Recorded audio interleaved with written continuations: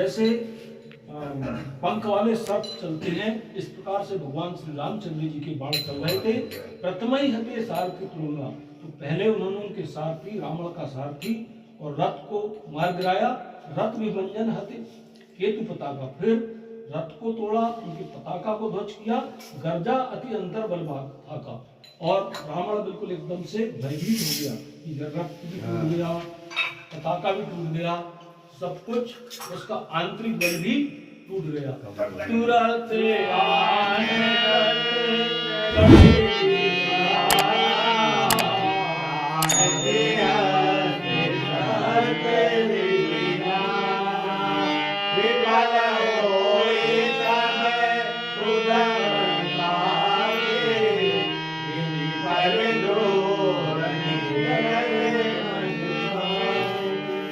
अब जब पूरा रथ भगवान ने तोड़ डाला तो रावण के पास और भी सेना थी, और भी रथ थे, तो तुरंत दूसरे रथ पर वो सवार हो गया और क्या किया, अस्त्र शस्त्र विधि, 18 अस्त्र शस्त्र विधि नाना, कई प्रकार के अस्त्र शस्त्र भगवान राम पर छोड़ने लगा। लेकिन हुआ क्या, विफल हो सब उद्यम काफी, जितना भी उन्होंने प्रयत्न किया सब की सब विफल हो गए। भगवान के ऊपर जो चराचर का स्वामी है उसके ऊपर बाण चलाओगे कहां से सफल होगा, सब की सब विफल हुए।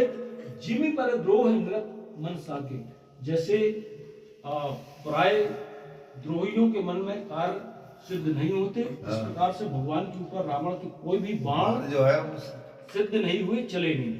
तब रावण जब सूल चढ़ाए, मारी चारि मारी गिराए, तुरंत उठाए गोपिन बुलाए, बिठाए अति कराल बहुतायक।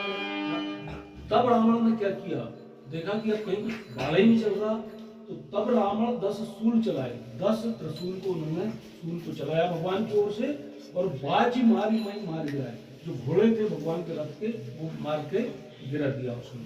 तुरंत उठाए कोपी रघुनायक, भगवान को भी बड़ी गुस्सा आई और उन्होंने उनको अपने घोड़ों और रथ को उठाया और अति कराल घुसाए। देखो कितनी बड़ी बात थी कि भगवान अभी सारथी को भी बड़े प्रेम से उठाए, उनके घोड़े तक को गिर गए तो भगवान ने उठाया और क्या किया, छाड़े अति कराल घुसाए, और फिर भगवान ने भी बहुत से सहायक यानी बाण रावण के ऊपर छोड़े चलाए।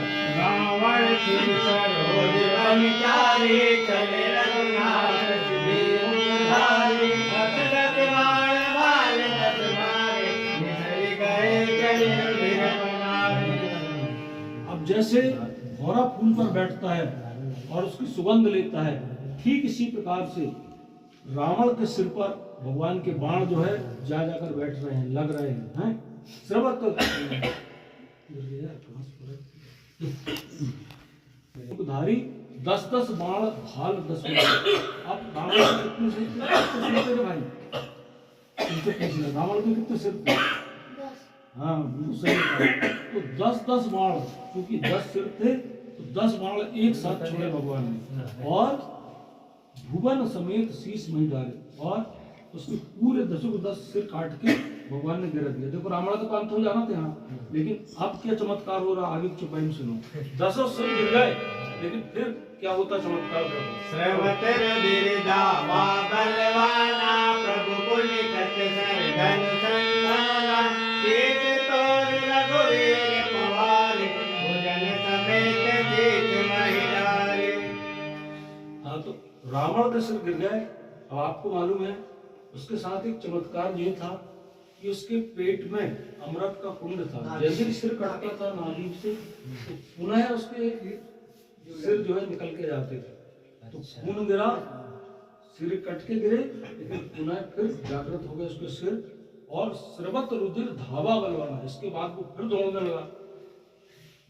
प्रभु पुण्य सर फिर संधान, भगवान ने फिर धनुष बाण खींचा, फिर मारा।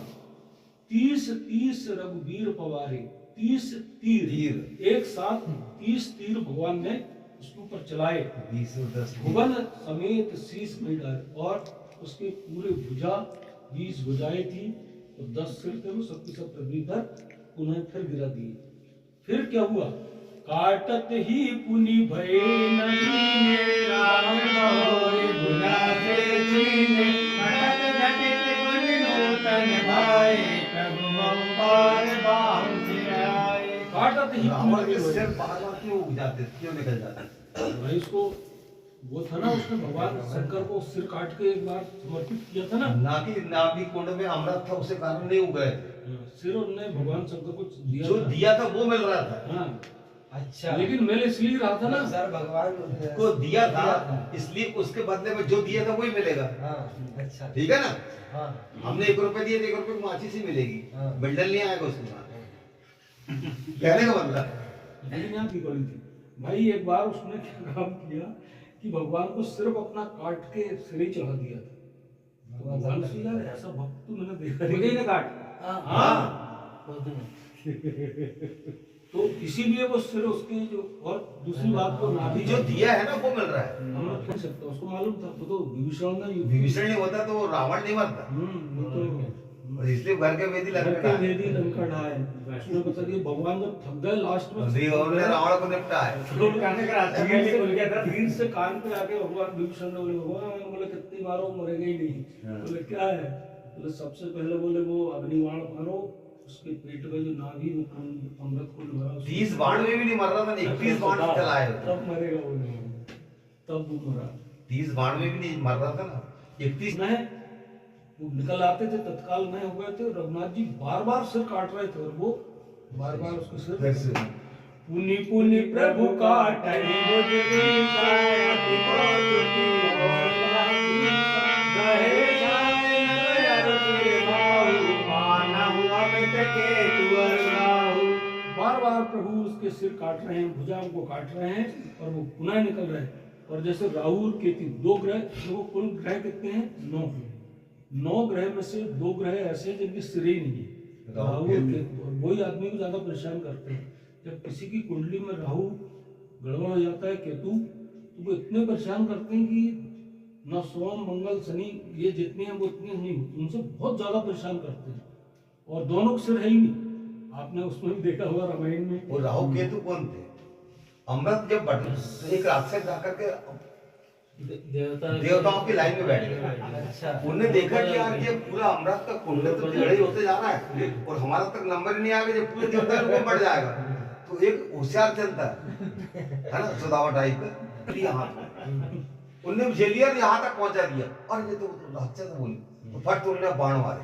वो चंद्रमा ने बताया, अरे आप बोले चंद्रमा और सूर्य के बीच में बैठा था जो राक्षस था।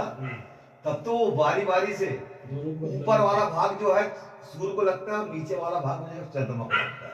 जो सूर्य ग्रहण जो चंद्रग्रहण होते हैं ना, वो आज तक सता रहा हूँ। बदला लेता ये बोलता अध्यात्म, और विज्ञान कर दूसरा कुछ बोलता है। बीच में जाती जिसकी छाया छाया के कारण ऐसा होता है। वो बाकी रामायण ये बोलती है। जन